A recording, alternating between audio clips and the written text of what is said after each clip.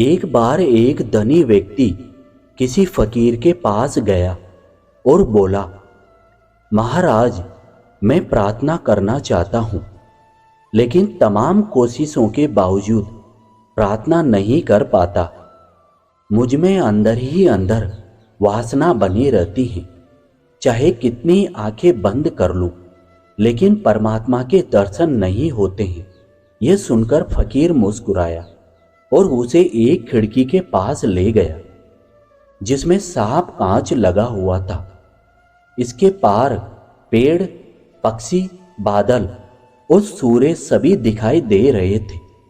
इसके बाद फकीर उस धनी व्यक्ति को दूसरी खिड़की के पास ले गया जहां कांच पर चांदी की चमकीली परत लगी हुई थी, जिससे बाहर का कुछ साया दिखाई नहीं दे रहा था। बस धनी व्यक्ति का चेहरा ही दिखाई दे रहा था।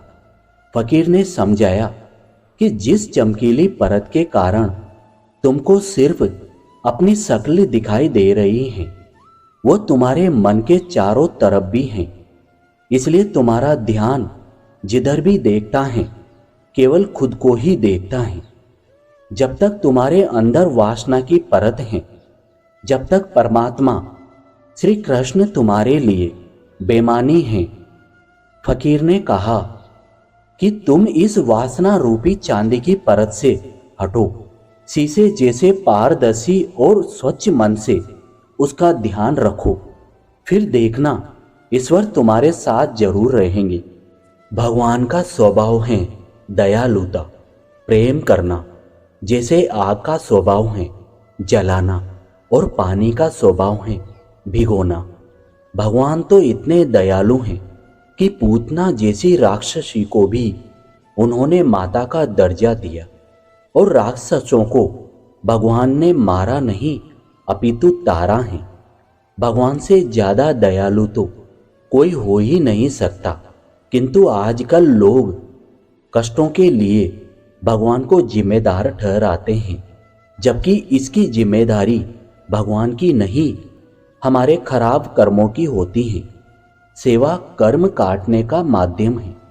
सेवा आपके मन को विनम्र बनाती है, तन को चुस्त रखती है और मन में स्थिरता का माहौल पैदा करती है। सेवा खुशी है, सेवा विश्वास है। निस्वार्थ सेवा जीवन हमें सुख शांति लाने का सर्वश्रेष्ठ माध्यम है। सेवा प्यार है। बड़े भाग्यशाली हैं वे लोग जिन्हें सेवा का मौका मिलता है, क्योंकि सेवा भी उसी को मिलती है जिस पर परमात्मा की कृपा होती है। पतझड़ होता है तो तभी वृक्षों पर हरी कोपलें फूटती हैं, और सूर्य अस्त होता है तो तभी अंधकार के बाद एक नया सवेरा भी जन्म लेता है। पतझड़ होता है ताकि हरियाली छा सके, और अंधकार होता है ताकि अरुणोदय की लालिमा का आनंद हम सबको प्राप्त हो सके। जीवन भी कुछ इस तरह का ही है।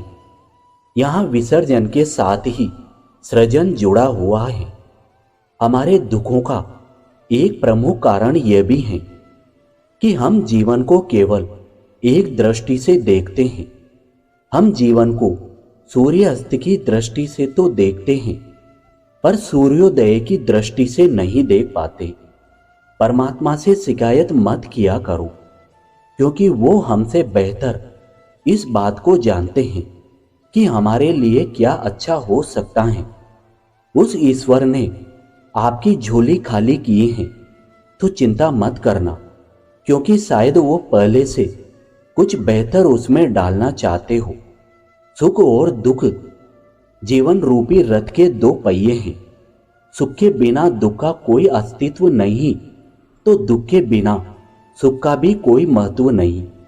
इसलिए दुख आने पर धैर्य के साथ ईश्वर का नाम लेकर इस विश्वास के साथ प्रतीक्षा करो कि प्रकाश भी नहीं टिका तो भला अंधकार कैसे टिक सकता है। यदि आपको लगता है कि आपने अपने जीवन में कोई गलती ही नहीं की, तो आपने अपने जीवन में कुछ नया करने का प्रयास भी नहीं किया। निसंदेह गलती उन्हीं से होती है जो अपने जीवन में कुछ नया करने का प्रयास किया करते हैं। जब हमारे द्वारा जीवन में कुछ नया सीखने का प्रयास किया जाता है तो गलतियां होने की संभावनाएं भी और अधिक बढ़ जाती हैं। गलती हो जाने के डर से नया प्रयास ही न करना, नए प्रयास को करने में गलती कर देना कई गुना बेहतर है। जीवन में एक बात और ध्यान रखने जैसी है, वो ये कि गलती करना कोई बुरी बात नहीं, मगर एक गलती को बार बार दोहराना अवश्य बुरी बात है। जीवन में हमें स्वयं की गलतियों से ये सीख अवश्य लेनी चाहिए कि हम और अधिक गलती करने से कैसे बच सके। गलतियां सिखाने के लिए होती हैं, डराने के लिए नहीं। शरीर से श्रेष्ठ वो सूक्ष्म इंद्रियां, इंद्रियों से श्रेष्ठ वो सूक्ष्म मन, मन से श्रेष्ठ वो सूक्ष्म बुद्धि, बुद्धि से श्रेष्ठ वो सूक्ष्म आत्मा। आत्मा के सिवा शरीर, इंद्रियां, मन, बुद्धि सभी जड़ हैं। आत्मा नित्य, शाश्वत, अपरिवर्तनशील एवं चेतन है, जो श्री कृष्ण जी की शक्ति का विभिन्न अंश है।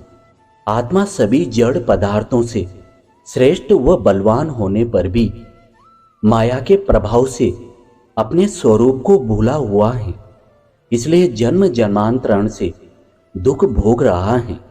पिता का ऋण चुकाने के लिए उसके पुत्र और अन्य परिवार गण होते हैं, परंतु उसे भवबंधन से मुक्ति दिलाने वाला उसके स्वयं के अतिरिक्त और कोई नहीं होता है।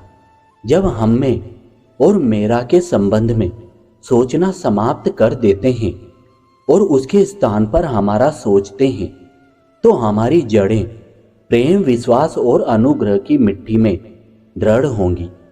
हमें स्मरण दिलाएंगी कि दूसरों को प्रदान करने में हम कुछ प्राप्त करते हैं। गृहस्थ व्यक्ति के पास सब साधन उपलब्ध रहते हैं, इसलिए वे श्री कृष्ण जी की सेवा अच्छी प्रकार से कर सकते हैं। घर आए हर वैष्णव की यथा योग्य सेवा भी कर सकते हैं और उन्हें करनी भी चाहिए।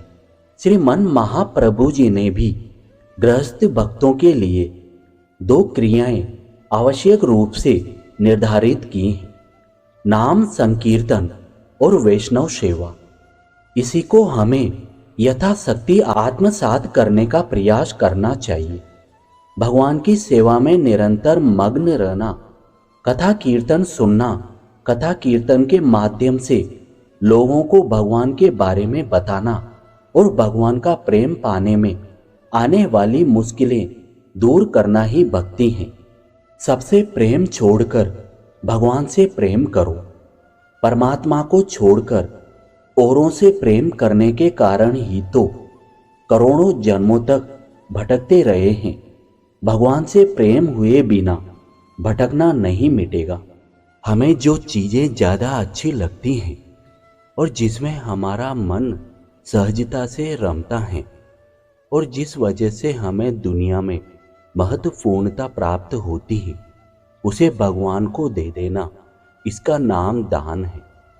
ऐसा दान देने के बाद भगवान के नाम का प्रेम पीछे लगेगा। वस्त्रों का त्याग साधना नहीं है, लेकिन किसी वस्त्रहीन को देखकर अपना वस्त्र देकर उसके तन को ढक देना, यह अवश्य साधना है। भोजन का त्याग भी साधना नहीं है। किसी भूखे की भूख मिटाने के लिए भोजन का त्याग, यह साधना है। साधना का अर्थ है स्वयं के स्वार्थ से ऊपर उठकर समाज के लिए, राष्ट्र के लिए त्याग करना। दूसरों के लिए विष तक पी जाने की भावना के कारण ही तो भगवान शिव महादेव बने। जो स्वयं के लिए जिए वो देव, जो सबके लिए जिए वो महादेव। आज का आदमी धर्म को जीने की बजाय खोजने में लगा है। धर्म ना तो सुनने का विषय है, ना बोलने का। सुनते बोलते धर्ममय हो जाना है। धर्म आवरण नहीं, आचरण है। धर्म चर्चा नहीं, चर्या है।